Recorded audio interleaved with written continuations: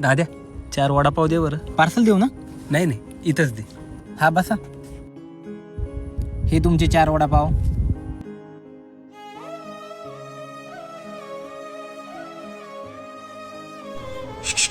काय करतोय?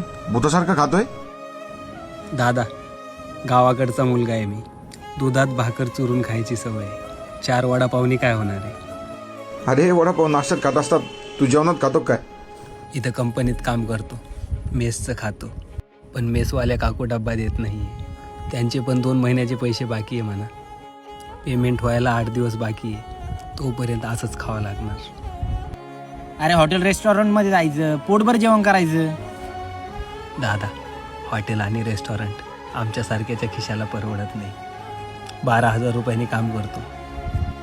रूमचं भाडं, मेसचा खर्च, स्वतःचा खर्च करून घरी पण पैसे पाठवा.